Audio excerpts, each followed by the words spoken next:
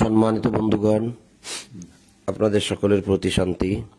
আসসালামু আলাইকুম। শুরু করছি ফজরের কোরআন পাঠ। সকল প্রশংসা জগৎসমূহের প্রতিপালক আল্লাহর জন্য, সকল পবিত্রতা জগৎসমূহের প্রতিপালক আল্লাহর জন্য। আলহামদুলিল্লাহ, আল্লাহ আপনি পবিত্র। আমার রব, আমি আপনার আশ্রয় প্রার্থনা করি শয়তানের প্ররোচনা হইতে। আমার রব, আমি আরো আশ্রয় প্রার্থনা করি আমার নিকট বাদের উপস্থিতি হইতে। দয়াময় পরম দয়ালু আল্লাহর নামে আরম্ভ করিতেছি। ৭১ নম্বর সূরার নূহের প্রথম থেকে পাঠ শুরু। সূরা নূহ আয়াত প্রথম থেকে।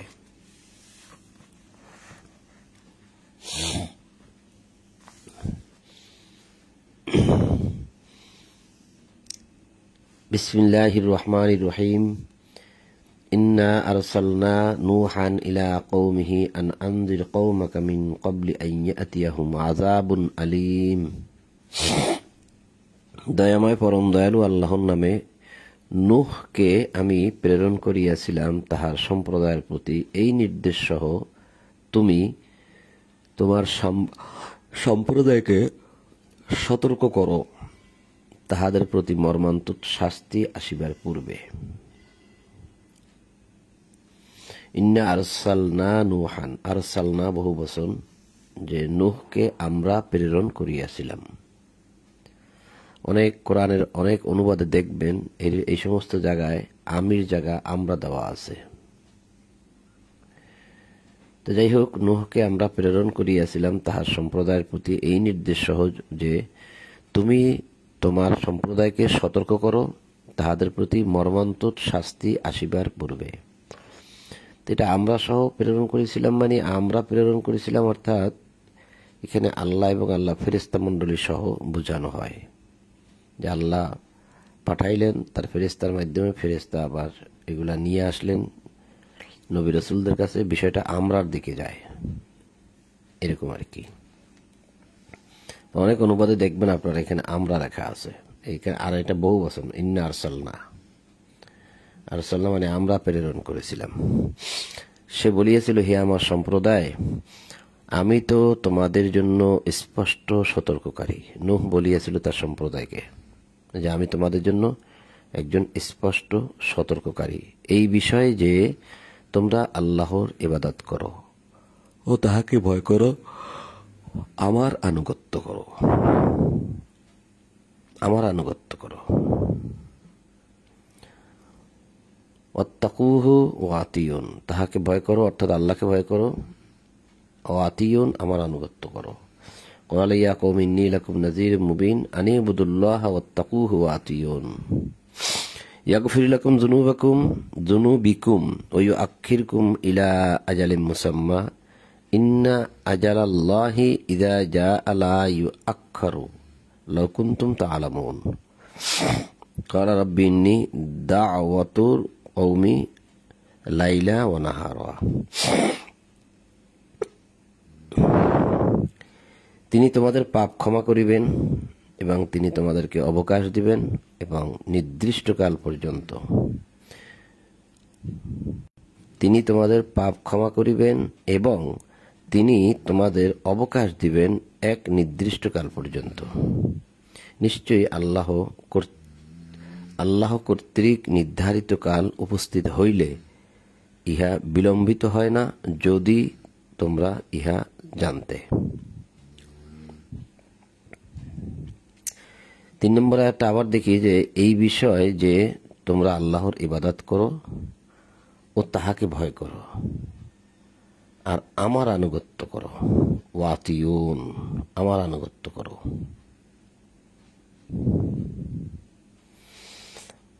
বিষয়টা আমাকে একটু ভাবিয়ে তুলতেছে বারবার, সেজন্য আমি এই জায়গায় যাচ্ছি।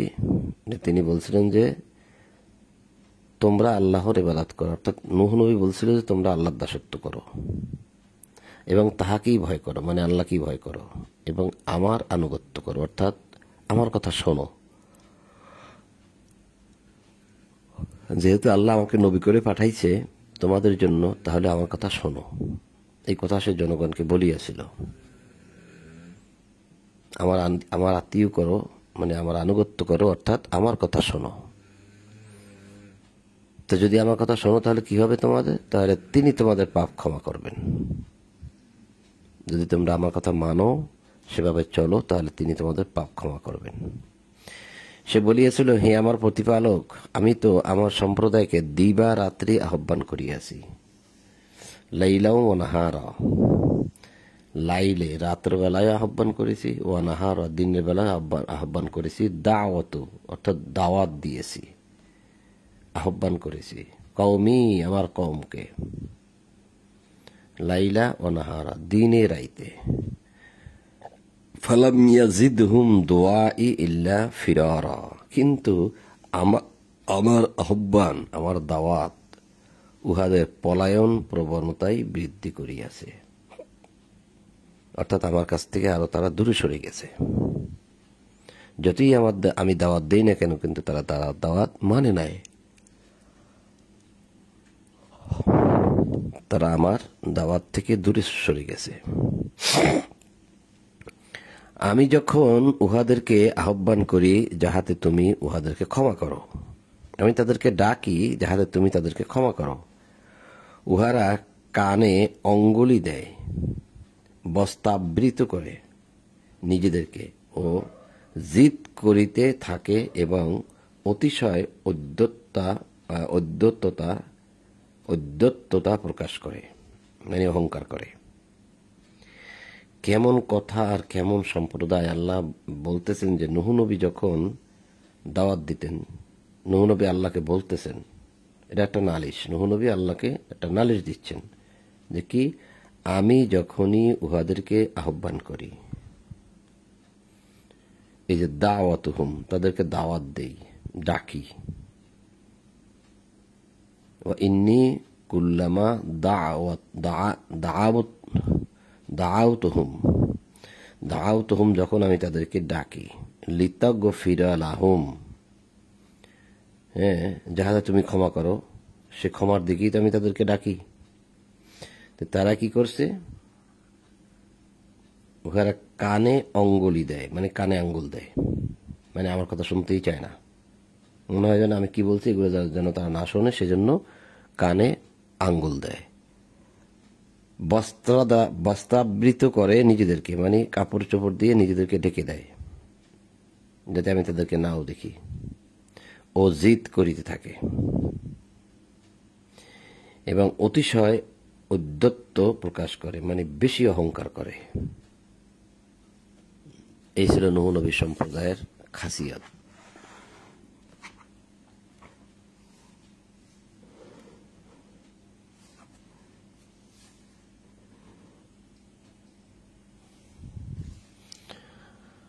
অতঃপর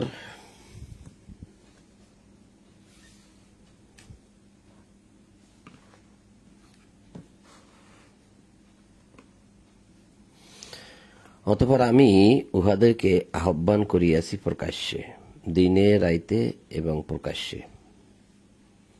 পরে আমি উচ্চ স্বরে প্রচার করিয়াছি, উপদেশ দিয়াছি গোপনে।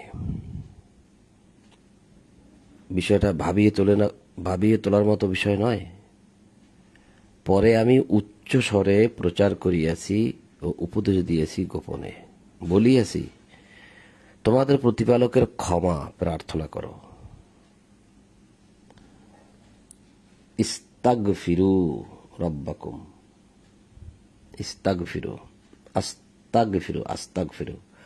আস্তাগফিরু রব্বাকুম, তোমরা তোমাদের রবের কাছে ক্ষমা চাও, এটাও বলেছি। ইন্নাহু কানা গফফারা, তাহলে কি হবে? তিনি তো ক্ষমাশীল, ক্ষমা করে দিবেন। তিনি তোমাদের জন্য প্রচুর বৃষ্টিপাত করিবেন। আর বৃষ্টিপাত কেন? ফসলের জন্য বৃষ্টি প্রয়োজন আছে, আর এবং গরম থেকে নিবারণের জন্য বৃষ্টি। তিনি তোমাদেরকে সমৃদ্ধ করিবেন ধন সম্পদ ও সন্তান সন্ততিতে, এবং তোমাদের জন্য স্থাপন করিবেন উদ্যান বাগান, প্রবাহিত করিবেন নদী নালা। তোমাদের কি হইয়াছে যে তোমরা আল্লাহর শ্রেষ্ঠত্ব স্বীকার করিতেছ না, শ্রেষ্ঠত্ব স্বীকার করিতে চাইতেছ না।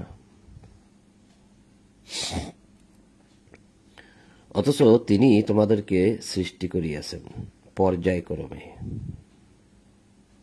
তোমরা কি লক্ষ্য করো নাই আল্লাহ কিভাবে সৃষ্টি করিয়াছেন সপ্ত স্তরে বিন্যস্ত আকাশমণ্ডলী?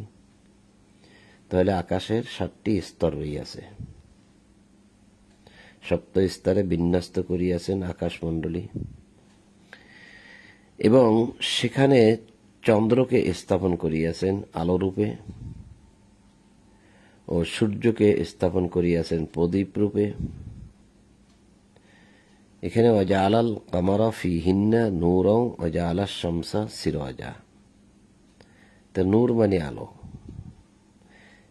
কিন্তু তার আলো নয়, এটা এসে ধার করা আলো। সূর্য থেকে যে আলোটা পায় সেইটা সে প্রকাশ করে। তিনি তোমাদেরকে উদ্ভূত করিয়াছেন মৃত্তিকা হইতে, উদ্ভূত করিয়াছেন মাটি হইতে, মাটি হইতে তিনি তোমাদেরকে বানিয়েছেন।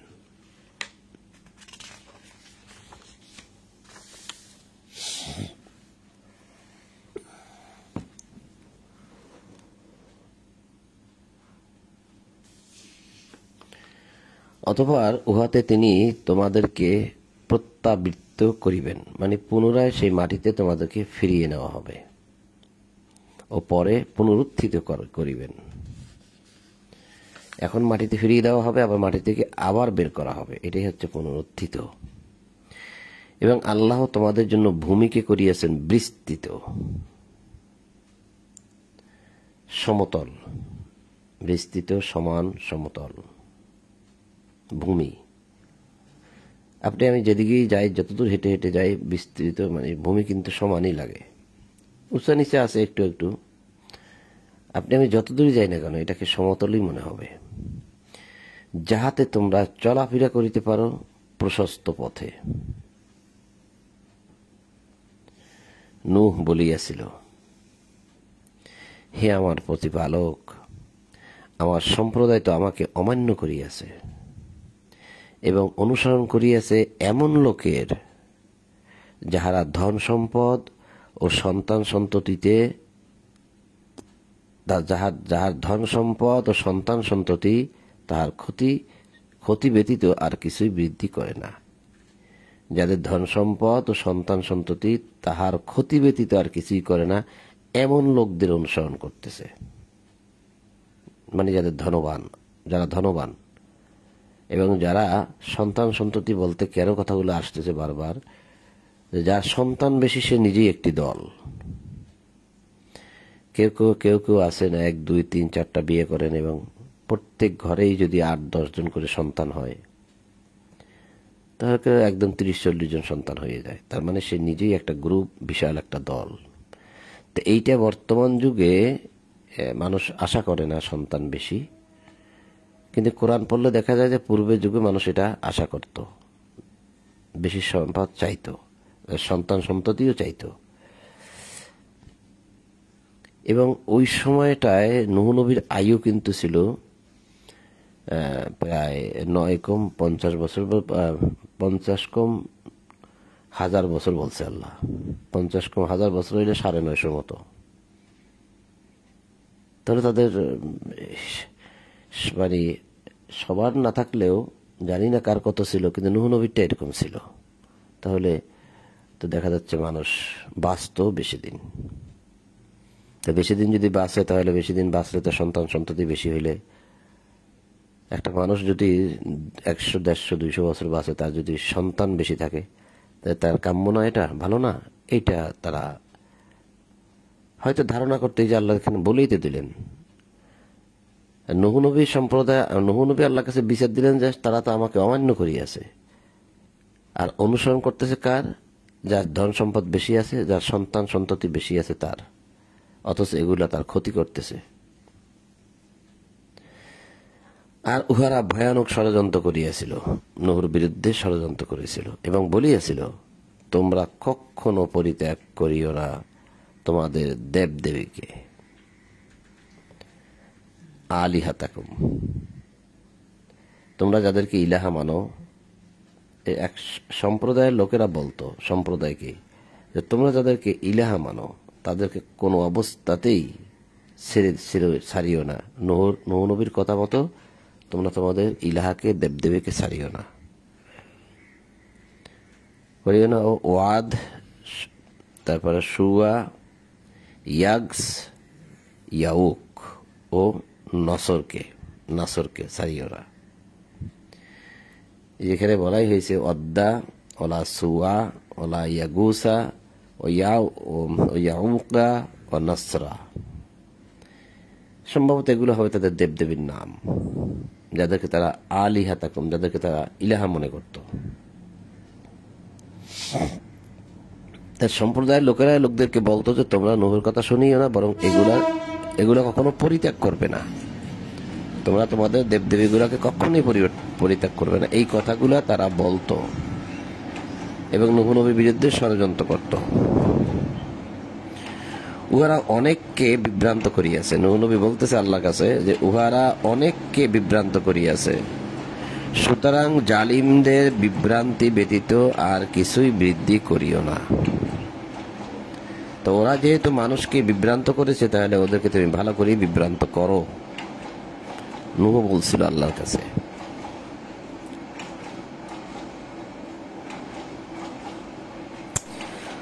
উহাদের অপরাধের জন্য উহাদেরকে নিমজ্জিত করা হয়েছিল। আল্লাহ বলতেছেন এখন যে উহাদের অপরাধের জন্য উহাদেরকে নিমজ্জিত করা হয়েছিল এবং পরে উহাদেরকে দাখিল করা হয়েছিল দোজখে। কি বুঝলাম আমরা এখানে? উহাদের অপরাধের জন্য উহাদেরকে নিমজ্জিত করা হয়েছিল, অর্থাৎ নূহ নবীকে নৌকায় আরোহণ করা হলো, আর পুরো পৃথিবীটা হোক বা পুরো পৃথিবী তো নাও হতে পারে, মানে তারা যে অঞ্চলে বসবাস করত নূহর সম্প্রদায়, নূহ নবী, সেই অঞ্চলগুলো কিন্তু প্লাবনে সব শেষ হয়ে গেছিল জলোচ্ছ্বাসে। উহাদেরকে পরে উহাদেরকে দাখিল করা হইয়াছিল আগুনে, নারন ফাদখুলুহা নারন ফালাম ইয়াজিদু লাহুম মিন দুনিল্লাহি আনসারা। অতঃপর উহারা কাহাকেও আল্লাহর মোকাবেলায় পায় নাই সাহায্যকারী হিসাবে। তাদেরকে দুনিয়ায় প্লাবিত করা হয়েছে, নিমজ্জিত করা হয়েছে, পরে উহাদেরকে দাখিল করা হয়েছে আগুনে। এই কথা দ্বারা তো বোঝা যায় যে জাহান্নাম চলমান, এবং এখানে লেখাও আছে যে পরে উহাদেরকে দাখিল করা হইয়াছিল দোজখে। এখানে বাংলা অনুবাদে ইসলামিক ফাউন্ডেশন দোজখ দিছে, আর এখানে আগুন, নারা, নারা জাহান্নামের আগুনকে আল্লাহ নার বলছে। তাহলে বোঝা যাচ্ছে যে তারা অলরেডি দোজখে চলে গেছে, এটা বোঝা যাচ্ছে। কিন্তু কিভাবে গেল আশয় বিষয় কি আমরা বলতে পারবো না, আমিও বলতে পারবো না। বিভিন্ন কিতাবের ব্যাখ্যা দিয়ে যারা বলবেন, তারাও বলবেন হয়তো নিজেরা কারোর উপর তাদের কথাগুলোকে চাপিয়ে দেওয়ার জন্য ব্যাখ্যা বিশ্লেষণ করে, নিজেরা ব্যাখ্যা বিশ্লেষণ করেই তো বলবেন। কথাগুলো কতটুকু যৌক্তিক হবে আপনার কথাগুলো আমি জানি না, সঠিক হতে পারে, নাও হতে পারে। তো বিষয়গুলো নিয়ে আমরা ভাবতে পারি এতটুকুই, যেহেতু আল্লাহ বলছেন, এর চেয়ে বেশি কিছু নয়। এর চেয়ে বেশি কিছু বলবো আমাদের ভুল হয়ে যাবে, এটাই বুঝি আমি।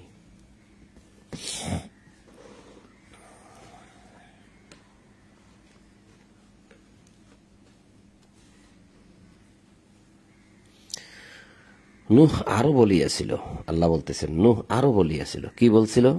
হে আমার প্রতিপালক, পৃথিবীতে কাফিরগণের মধ্যে হইতে কোন গৃহবাসীকে অব্যাহতি দিও না।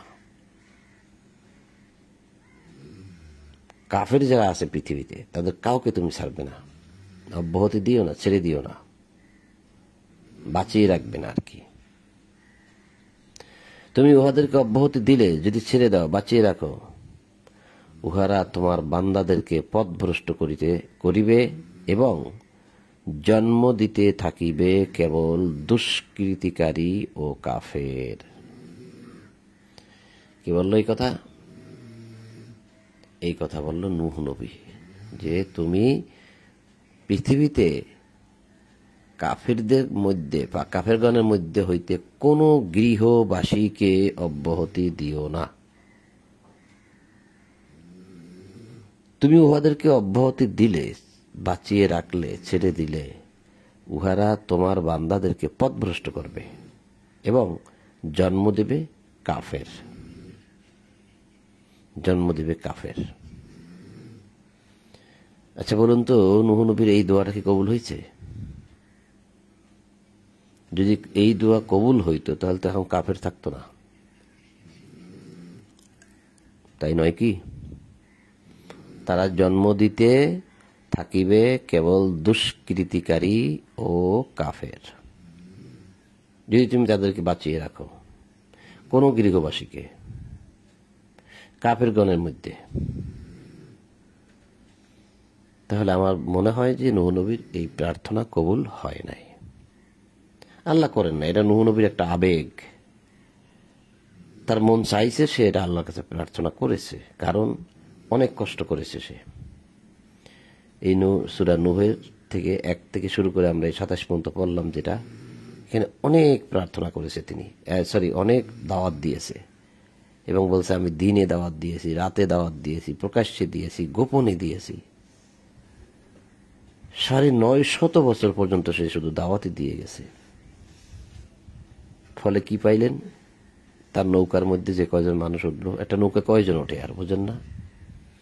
এর সাথে আবার ছাগল, গরু, ভেড়া, উট, দুম্বা এগুলোও নিতে হয়েছে। চতুষ্পদ প্রাণী বলতে আপনার গৃহ যেগুলো লাগবে আর কি, গৃহপালিত পশুগুলোকেও নিতে হয়েছে, তার ফ্যামিলিকে নিতে হয়েছে। আর তার সাথে আর বাহিরের মানুষ কয়জনই বা ঈমান আনছিল, কয়জন ছিল নৌকাটার মধ্যে?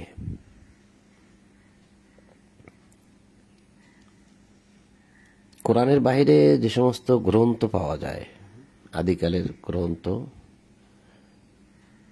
যেমন আপনার হিন্দুদের একটা কিতাবে আছে, কোন কিতাবেই জানি আছে, মনুস্মৃতি আছে না যেন, সামবেদ না যজুবেদ না ঋগ্বেদে আমি একবার পড়ছিলাম যে তার নৌকায় ছিল 12 জন, বাহিরের মানুষ ছিল 12 জন। যাই হোক, এখন এটা অন্য কিতাবের কথা, সেটাতে আমাদের বিশ্বাস করতে হবে বিষয়টা তা নয়। আবার ওই কিতাবের মধ্যে 12 জন এই কথা আসলোই বা কেন, এটাও একটা প্রশ্ন। কারণ কেউ কেউ দাবি করতে চাচ্ছেন যে ওই কিতাবগুলো আল্লাহর দেওয়া কিতাব ছিল, পরে তার সম্প্রদায়রা নষ্ট করেছে, হিন্দুদের কিতাব বানিয়েছে। কিন্তু কিছু কিছু কথা এখনো রয়ে গেছে। ওই যেমন ডাক্তার জাকির নায়েক বলে যে কিতাবে, তাদের কিতাবেই লেখা আছে মূর্তি বানাবে না, ভগবানের কোনো মূর্তি নেই, এবং তারা গরুর মাংস খেত, কিতাবে লেখা আছে, কিন্তু তারা খায় না। পরবর্তীতে এগুলো তারা চেঞ্জ করে ফেলছে, এরকম আর কি। যাই হোক, কিতাবগুলো নাকি আল্লাহর দেওয়া কিতাব ছিল, ওরা নষ্ট করেছে পরে। কারণ আল্লাহ তো বলছে পৃথিবীর এমন কোন স্থান নাই যেখানে আমি সতর্ককারী পাঠাই নাই। তো এই সত্যদের অনেকেই বলেন যে ভারতবর্ষেও সতর্ককারী ছিল, এবং কিতাবও ছিল, তারা নষ্ট করেছে পরে, এটা আর কি। যাই হোক, এগুলো একটা ভিন্ন কথা বলে ফেলছি। তা আমি যেটা বলতে চাইছিলাম যে সে তার আবেগটা সে আল্লাহর কাছে প্রকাশ করেছে যে কাফেরদের মধ্যে কোনো গৃহবাসীকে তুমি অব্যাহতি দিবে না, যদি দেও তো তারা জন্ম দেবে শুধু কাফের আর কাফের। তা আমার কাছে কেমন যেন মনে হয়েছে তার এই প্রার্থনা আল্লাহ কবুল করে নাই। যদি কবুল করতো তাহলে পৃথিবীতে কোনো কাফের এখন আর থাকতো না। দিনে রাইতে প্রকাশ্যে গোপনে সে দাওয়াত দিয়েছে সারাটা জীবন, যা আমরা এখন এতক্ষণ পড়ে আসলাম। নূহ নবী আরো বলেছিল, হে আমার প্রতিপালক, তুমি ক্ষমা করো আমাকে,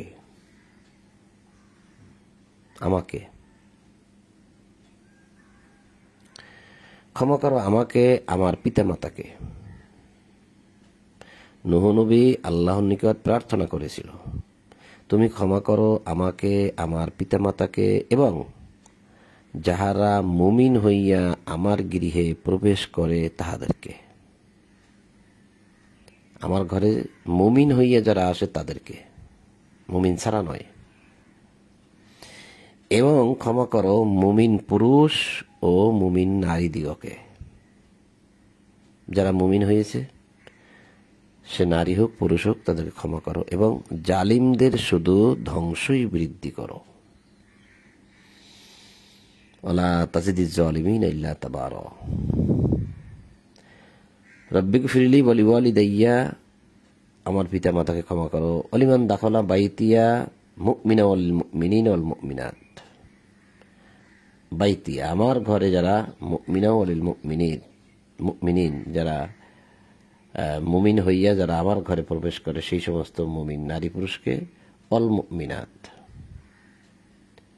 তাদেরকে তুমি ক্ষমা করো। তো এই ছিল 71 নম্বর সূরা নূহ 28 নম্বর আয়াত পর্যন্ত আয়াত আমরা পড়লাম, শেষ করলাম। তো একটা আয়াত দেখবো আবার, সেটা ছিল এই যে প্রার্থনাটা, এই প্রার্থনা প্রসঙ্গে একটা আয়াত দেখবো।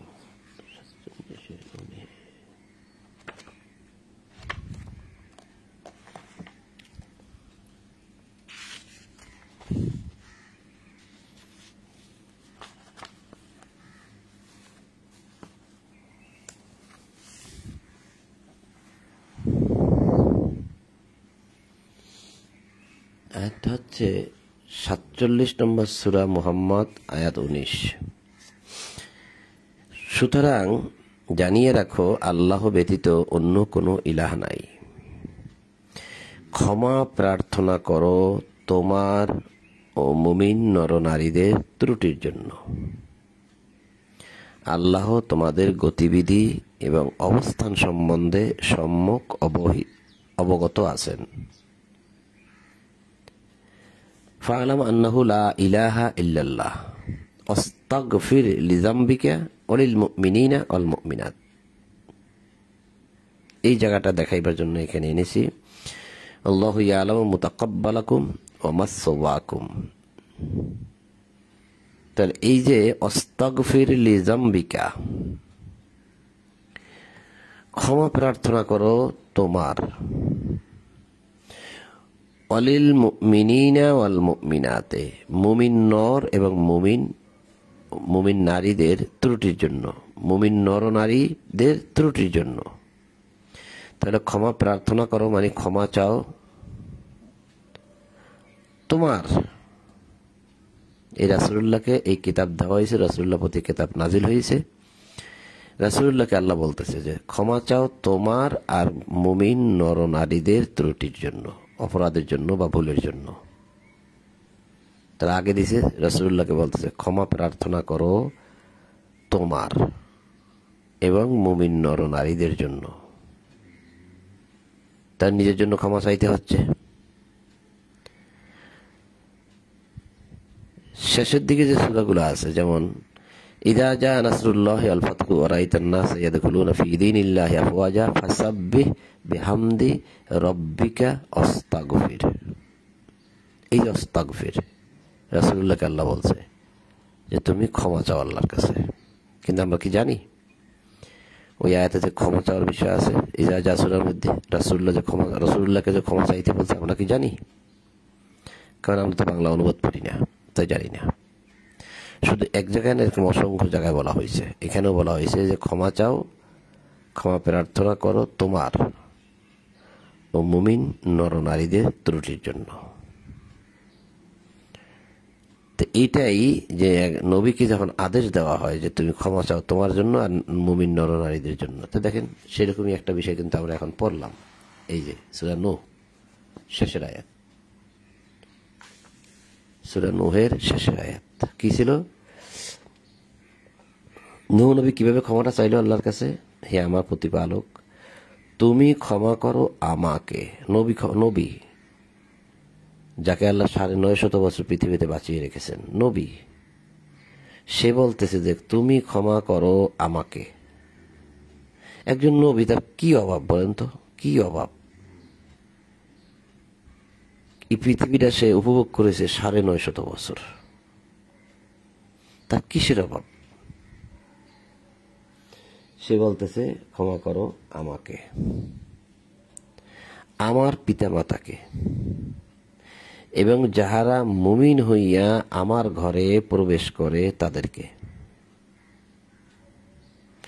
তাহলে দেখা যাচ্ছে জনগণ আসতো তার কাছে, খুব কম আসতো তো, এবং মুমিন পুরুষ ও মুমিন নারীদেরকে, এদেরকে ক্ষমা করো। প্রথম ক্ষমাটা চাচ্ছে সে নিজে, তুমি ক্ষমা করো আমাকে, আমার পিতামাতাকে। জালিমদের শুধু ধ্বংসই বৃদ্ধি করো।